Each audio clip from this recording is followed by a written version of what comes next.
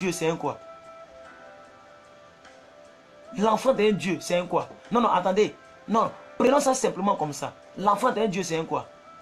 C'est un homme naturel. L'enfant d'un Dieu, c'est un Dieu. Et c'est pas si on se comprend. C'est pourquoi David dit, mais vous êtes des dieux, mais vous mourrez comme des hommes. Oh, vous êtes des dieux. Dieu t'a donné le pouvoir de marcher sur les serpents, les scorpions, de dominer, d'assujettir. Tu es un Dieu sur la terre. Regardez tout ce que l'homme crée. Est-ce que les animaux peuvent créer ça? Le bruit de Kalachnikov, même si on dit lion, il est le roi de la forêt, il peut s'arrêter devant une Kalachnikov, une Kalash, une simple Kalash, sans compter les missiles, sans compter les bombardiers, sans compter les chars, sans compter les caterpillars. Les animaux peuvent créer, même le serpent le plus venimeux, il ne peut pas se liguer contre un bombardier, contre un avion de chasse. Vous devez regarder tout ce que l'homme crée. Tout ce que l'homme crée pour comprendre que ce n'est pas naturel. Un avion qui pèse, mais qui s'élève, qui décolle du sol. Dieu a créé ce qu'on appelle la loi des pesanteurs. Ça veut dire si je jette quelque chose comme ça, forcer la chose va vers le bas. On appelle ça la loi de l'attraction, la loi de la pesanteur. Mais l'homme, comme il est Dieu, il a créé des effets qui vont contre la loi de la pesanteur. Donc ça veut dire quoi? L'avion, l'hélicoptère, avec son poids, décolle du sol et il fonce. Oh, normalement, si je laisse ça, ça ne va jamais aller vers le haut. Malgré que le ventilateur est là, ça n'ira jamais vers le haut, ça va venir vers le bas. La loi de la pesanteur. Maintenant, l'homme crée des Boeing, des avions qui décollent du sol, qui transforment des véhicules. Bien-aimés, quand même, nous ne sommes pas n'importe qui. Si les hommes peuvent créer, à plus forte raison, toi qui es enfant de Dieu. Ceux qui créent les caterpillars, ils ne sont pas nés de nouveau. Hein. Ceux qui créent les avions, ils ne sont pas nés de nouveau. Excusez-moi. Regardez un peu leur niveau. Regardez un peu ce qu'ils sont capables de faire. À plus forte raison, toi, en Luc 10, 19, Dieu dit, je vous ai donné le pouvoir. Il dit, il t'a donné le pouvoir. Luc 10, verset 19. Maman Gladys, donnez-moi le verset, si c'est possible.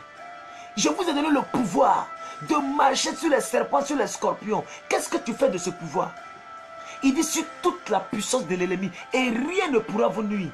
Même si vous buvez quelques breuvages mortels, ça ne vous fera aucun mal. C'est Dieu qui parle. C'est une promesse qui est dans la Bible. Dieu n'a pas eu peur pour que les gens écrivent ça. S'ils ont écrit, on doit prendre ça, on doit utiliser ça. Ne te laisse pas distraire par les petites circonstances. Bien-aimé, tu es trop importante pour te laisser distraire par les circonstances. Tu es trop importante, bien-aimé. Tu as un pouvoir. On a lu tout à l'heure en Jean 1, verset 13. En Jean 1, verset 12 à 13. Que la parole nous a donné le pouvoir d'être. Ça veut dire que c'est la parole qui nous donne le pouvoir d'être. Donc on est chrétien parce qu'on a reçu un pouvoir qui nous donne automatiquement l'identité d'enfant de Dieu. Donc même si tes parents t'ont conçu avec la marque de 666, dès l'instant que tu es en Christ, 666 là disparaît. Tu deviens enfant de Dieu. Tu as la marque divine sur ta vie. Voici le verset qui est devant vous. Voici, je vous ai donné, c'est au passé, on a ça. Il n'a pas dit je vous donnerai, il dit je vous ai donné le pouvoir de marcher sur les serpents, sur les scorpions et sur toute la puissance de l'ennemi. Et rien ne pourra vous nuire. C'est Dieu qui a parlé ça. Il n'a pas eu peur, il a dit.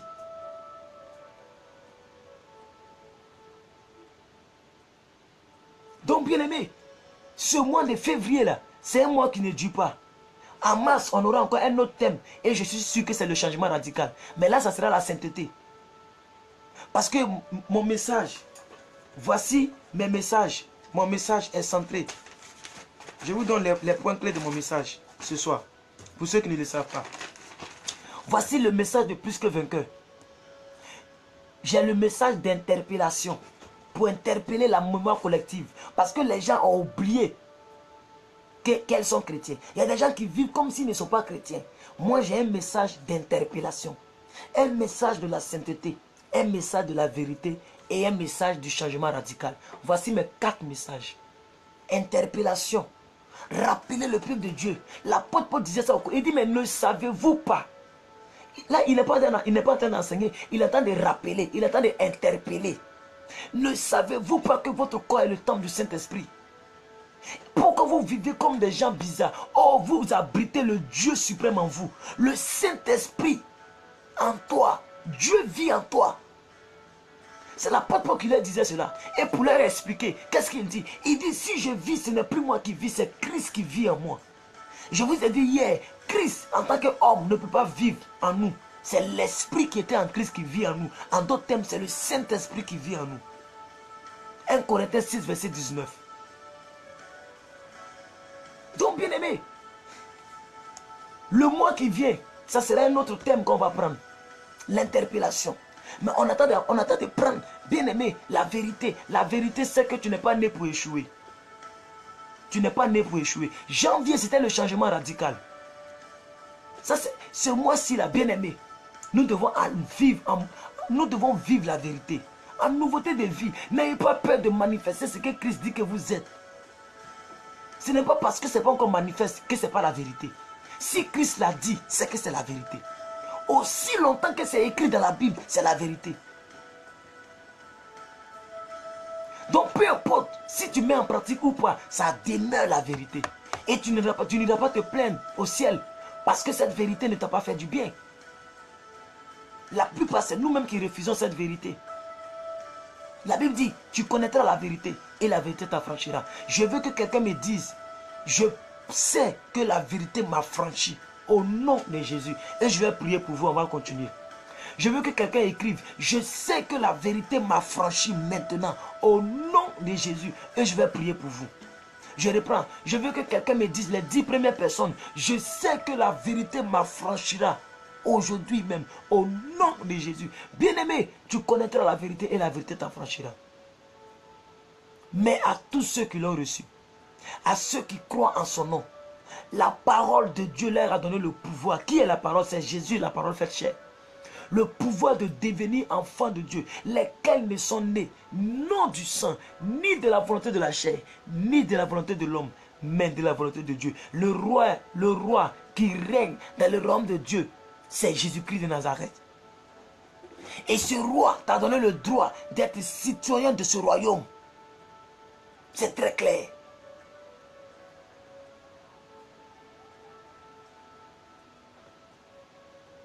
Donc, Jésus lui-même l'a démontré sur la terre en faisant des choses inimaginables, en maudissant le figuier, en stoppant les vents, en guérissant les malades, en guérissant les paralytiques, en donnant la vie aux aveugles, parce qu'il était citoyen du roi des rois.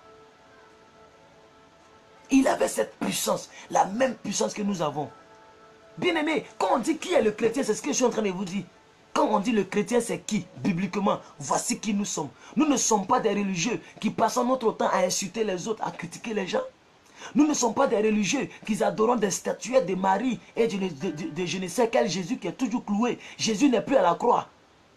Il ne mérite plus d'être mis à la croix une seconde fois. Il est mort une bonne fois pour toutes. Vous pensez que quand Jésus était à la croix, il était content? Quand Jésus était à la croix, est-ce qu'il était content? Pourquoi on le cloue encore?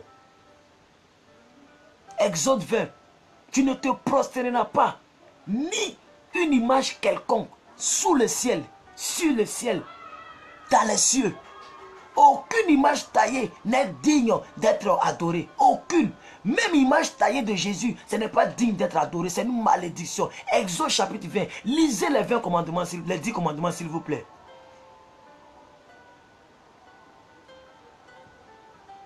Donc, les enfants du royaume de Dieu, mais ce sont ceux qui vivent, qui sont nés de l'esprit. Ce sont ceux qui croient qui ils sont, qui croient à leur gène de royauté. Je vais prier pour quelques personnes ici. Oh, merci Seigneur Dieu de gloire. Je prie pour Ange Érié. Père éternel Dieu de gloire, je te confie ta fille Ange Érié. Je prie que tu la bénisses. Que tu lui donnes réellement, Seigneur, ce que son cœur désire. Parce qu'elle a déclaré, elle reçoit sa part. Au nom de Jésus. Je prophétise que ta puissante main est sur sa vie. Au nom de Jésus. Elle va manifester cette divinité. Elle va manifester cette identité. Au nom de Jésus. Je prie que tu la gardes, tu la protèges. Garde son cœur, garde son corps, garde sa vie. Au nom de Jésus. Tous ceux qui se lèvent contre elle dans le noir, tous ceux qui font des réunions pour qu'elle meure, je mets fin à cela dans le nom de Jésus. Bénis ta fille au nom de Jésus-Christ. Je prie encore pour Kiki de Jésus. Je sais que la vérité m'affranchira. Reçois ta part. Je prie que la main de Dieu ne quitte plus jamais sur ta vie au nom de Jésus. Je proclame que tu as la vie de Dieu et que tu es la fille de Dieu. Au nom de Jésus, je prie et je confesse que ton corps est le temple du Saint-Esprit. Aucune souillure n'entrera dans ce corps. Au nom de Jésus. Dieu permet que tes pensées ne se conforment pas au siècle présent. Mais ces pensées-là se renouvellent au niveau de ton intelligence. Au nom de Jésus. Je prie que tes pas sont dirigés désormais vers le bon chemin. Parce que c'est Dieu qui connaît notre destinée. Au nom de Jésus. Amen. Je prie pour Yamari Aou. Maman Yamari Aou. Maman Yamari Aou. Je confesse, madame, que Dieu a sa main sur ta vie. Et que la grâce de Dieu est avec vous. Recevez toutes les bénédictions que Dieu a prévues pour vous dans cet enseignement. Et le temps que vous êtes en train de mettre, en train de regarder, vous avez fait la bonne part. Parce que d'autres sont en train de suivre des feuilletons. D'autres sont en train de regarder des foot, la CAN. La Coupe d'Afrique des Nations. Mais vous avez bravé cela. Et vous êtes venu écouter la parole. Comme l'autre mari qui lavait les assiettes. Et l'autre qui est venu écouter Jésus. L'autre se plaignait. Mais Jésus a dit non, laisse-la m'écouter. Elle a fait la bonne part qui ne lui sera point ôtée. Je prophétise que la grâce de ce soir ne vous sera jamais ôtée. Peu importe le nombre de féticheurs et des marabouts lancés contre vos vies. Je prophétise que vous êtes en sécurité. L'identité de Christ est manifeste en vous. Au nom de Jésus. Amen. Je prie pour ma fille Annie Gouli. Je prie de la même manière à cause de cette puissance. Que rien n'était impossible à Christ. Et que le figuier qui ne portait pas du fruit, Christ a maudit ce figuier. Et le figuier est devenu sec. Je prie que tout ce qui ne porte pas de fruit meure définitivement. Au nom de Jésus. Le figuier de ta vie qui ne donne pas de figues. Je prie parce que tu as cette identité céleste. Même si ce n'est pas le temps des figues.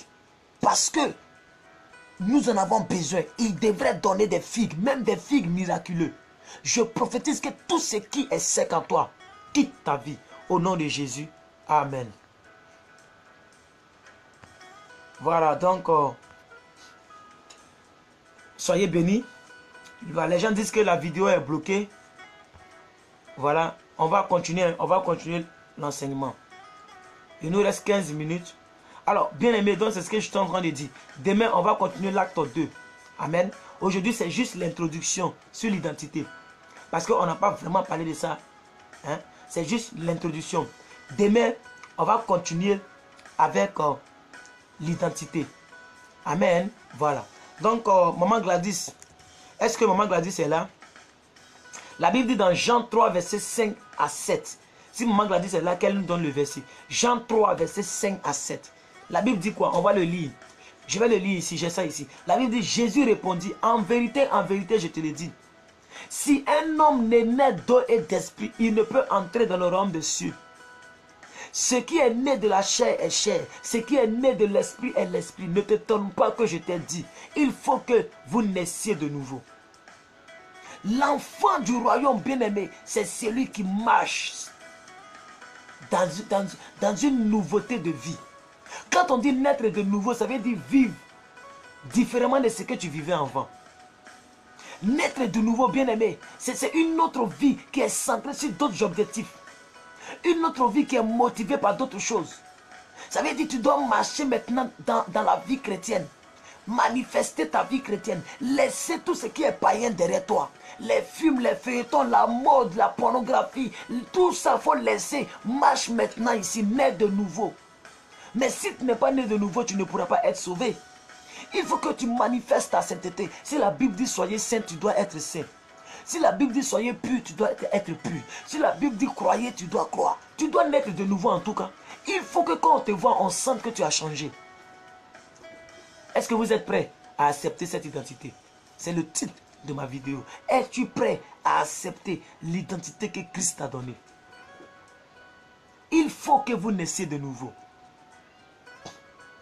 Il faut que vous naissiez de nouveau. Et souvent nous parlons de la nouvelle naissance, mais nous ne comprenons pas en quoi ça consiste. Beaucoup de personnes parlent de la nouvelle naissance. La nouvelle naissance. Souvent je pose la question aux gens. Tu es né de nouveau? Elle dit je m'en vais à l'église. Ce n'est pas la question que j'ai posée. On peut partir à l'église et continuer de vivre comme on vivait. Donc beaucoup de personnes parlent de la nouvelle naissance, mais en réalité les personnes ne comprennent pas. Il ne s'agit pas d'une action miraculeuse. Non. Ce n'est pas quelque chose de miraculeux que Dieu va opérer en nous. C'est juste une vie qu'on doit vivre. Non, c'est pas quand ton œil tremble. Ah, elle est née de nouveau. Parce que son œil tremble. Oh, elle est prophétesse. C'est maître. Les gens aiment beaucoup tout ce qui frappe pour croire qu'ils ont le Saint-Esprit. Même pour parler à langue, les gens pensent que tu dois faire. C'est quoi ça? C'est quoi ça là? Souvent, sous l'effet de la prophétie, l'esprit peut tomber sur une personne. Mais ce n'est pas parce qu'une personne a fait que tout le monde doit faire. Le est que avant de parler français, là, tu fouilles dans le dictionnaire. Tu te concentres et puis tu parles. Et tu dis ce que tu as envie de dire. Donc les gens aiment tout ce qui frappe. Les gens aiment les gestuels. Vous voyez, c'est pourquoi les églises qui sont bourrées, c'est les églises où on fait plus de gestuels, plus de spectacles. Merci pour le mot. Les gens aiment le spectacle dans l'église. Les gens aiment le match vu, le spectacle. Take it, brrr, recevez, brrr. Je vois l'esprit, je vois l'esprit. Oh, oh, sors, pas un cri, pas un cri. Tu as chassé le démon et c'est fini. Pourquoi tu veux que la jeune fille crie et pousser pour que tu la libères, elle est obligée de crier. C'est même pas le démon qui crie, hein, c'est elle-même qui crie. Waouh! On dit elle est libérée. Mon œil. Demain encore, elle continue de vivre comme elle vivait. Tu es sûr qu'elle est libérée. Prêchez l'évangile de la vérité aux gens, ils vont changer de vie. Arrêtez de faire des spectacles dans les églises. Et comme c'est ce que les fidèles aiment, mais les gens font ça. Et tout le monde devient prophète. Telle personne, je suis prophète, prophète, prophète. Parce que les gens donnent beaucoup d'importance aux prophètes qu'aux évangélistes. Ce qui est dommage. La Bible dit, tous les 9 dons, c'est pour l'utilité commune. Utilité commune. Lisez dans 1 Corinthiens 14. Utilité commune. Tout est utile. Quelqu'un qui n'a pas la foi, comment il peut vivre une vie glorieuse? Même si la prophétie tarde, attends-la. Attends-la dans le péché. Si elle va venir, attends-la. Sans te rendre compte, tu as 75 ans. Attends seulement le mariage dans le péché. Reste dans le péché. Hein. Et puis il faut attendre le milliardaire. Je l'ai dit ici, les gens sont, reste dans le péché, puis attends ton milliardaire. Il va venir te trouver dans le péché. Parce que Dieu fait grâce à qui il veut. Comme il fait grâce à qui il veut, il est fou quoi. Il va te bénir dans le péché. La Bible dit, la main de Dieu n'est pas trop courte pour nous bénir. Ni ses oreilles trop souples pour nous entendre. Mais ce sont nos péchés qui mettent une barrière. Il y a une barrière entre toi et Dieu, puis tu attends un milliardaire. Un chrétien saint. Un chrétien qui n'a jamais péché. C'est avec lui que tu veux te marier. Reste dans le péché. Et attends-le, il va venir. Soyez un peu sérieux, bien-aimés. Acceptez l'identité. Vivez cette nouvelle vie. Quand tu dis je suis né de nouveau, il faut qu'on sente que tu es vraiment né de nouveau. Même dans ton palais, on doit savoir que tu es né de nouveau. Même en 2016, il y a des choses que je faisais, mais que j'ai abandonné totalement. Je dis, mais c'est pas normal, je suis un prédicateur de l'évangile. Et Dieu m'a délivré de ça spectaculairement. C'est pas comme si je péchais trop. Mais bien aimé, il y a des actions, quand on pose, ça peut attrister le Saint-Esprit. Il y a des choses, il y a des actions, même le manque de foi, ça attriste le Saint-Esprit. Tu es là, tu es comme ça en mentant, et puis tu réfléchis. Maman, il est devenu quoi même? Et le fait que tu es triste là, le Saint-Esprit aussi est triste. Parce que vous êtes un, il vit en toi. Manifeste ta divinité. Parle à tes habits, parle à tes robes. Parle à tes assiettes. Parle à ta chambre, parle à ta couchette. J'ai trop dormi seul. J'appelle mon homme, j'appelle mon homme, j'appelle, prophétise sur ta vie. Tu es le meilleur prophète de ta vie, bien-aimé. Tu es le meilleur prophète de ta vie, je t'assure, bien-aimé. Accepte qui Dieu dit que tu es. Accepte ton identité. Beaucoup de personnes sont restées en route parce que mon Facebook n'est plus là-bas. Quand je criais haut et fort, abonnez-vous, abonnez-vous, abonnez-vous, les gens ne s'abonnaient pas. Maintenant, nous sommes strictement entre nous. Et c'est vous qui allez bénéficier. Et je prie de tout mon cœur que la parole vous fasse du bien. Je vous dis la vérité. Même nous-mêmes qui prêchons, on n'est pas parfait. Mais on est obligé de faire l'effort pour être au niveau où nous devons être, pour que Dieu nous utilise. Parce que l'onction doit être entretenue. L'onction aussi meurt, c'est ce que les gens oublient. L'onction là, ça meurt. Ça ne meurt pas un coup. C'est comme le téléphone, il ne se décharge pas un coup. Il se décharge peu à peu. Tu peux toujours recevoir des appels. Tu penses que tu es toujours en forme. Tu pries, les gens croient en toi. Tu prêches tout double. Mais restement, tu seras néant. Entretiens ton don. L'apôtre a dit à son fils, il dit veille sur ce don, veille sur le don, veille sur ce don, veille sur toi et veille sur ton enseignement.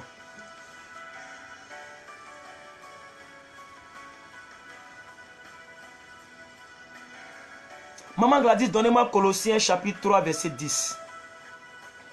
Colossiens chapitre 3 verset 10. Et ceux qui n'ont pas encore partagé la vidéo, partagez la vidéo. Hier, nous étions arrivés à 30 personnes. Mais aujourd'hui, vraiment, on bascule beaucoup entre 15 et 20 personnes. Voilà. Voilà. Entre 15 personnes, 20 personnes. Donc, pour ceux qui n'ont pas partagé, partagez la vidéo pour qu'elle puisse faire du bien aux autres. Nous sommes là pour 1h15 minutes. Donc, ça fait bientôt 1h00. Il nous reste 15 minutes. Voilà. Les versets nous prennent assez de temps. Alors, en Colossiens, la Bible dit quoi? Merci maman. On dit ayant revêtu l'homme nouveau. Vous voyez, l'homme nouveau qui se renouvelle dans la connaissance selon l'image de celui qui l'a créé. C'est clair. Maman, donnez rapidement Ephésiens 4 verset 24. Ephésiens 4 24. Demain, on va continuer l'acte 2 de cet enseignement. Parce que tout ce que je suis en train de dire, c'est pour décortiquer le verset d'ouverture. 2 Corinthiens 5 17. Si quelqu'un est en Christ, il est une nouvelle création. Les choses anciennes sont passées. Première position. Toutes choses sont devenues nouvelles. Deuxième position. C'est ce que je suis en train de débattre. Maintenant, demain, on va voir exactement qui nous sommes. Alléluia. Abonnez-vous. Conseillez vos amis à vous abonner. Parce que on est parti comme ça. C'est parti. Parce que quand vous prenez Philippiens 4, là c'est encore grave. On dit l'homme nouveau, créé selon l'image de la justice de la sainteté. Hey, demain on va voir ça. Regardez ici. On dit, et revêtir l'homme nouveau, créé selon Dieu. Dans une justice, dans une sainteté qui produit la vérité. Voici le message de plus que vainqueur. Je vous ai dit ça, le message, mon message est ici. Je vous ai dit mon message tout à l'heure. Voici le message que le monsieur a résumé. Je n'avais jamais encore vu ce verset là comme ça. Voici mon message. Il est là.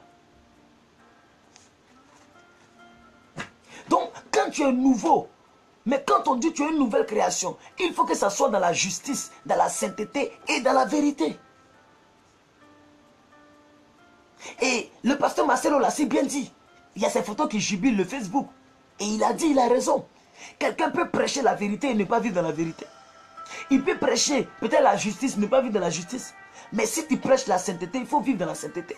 Parce que tôt ou tard, ça va s'extérioriser. Tôt ou tard, tu seras mis à nu. Il est mieux que tu ranges ta vie, que tu vives un pied dedans, un pied dehors. Donc voici un peu l'identité, qui tu es. Mais tu es la divinité sur la terre. Tu es la divinité dans l'humanité.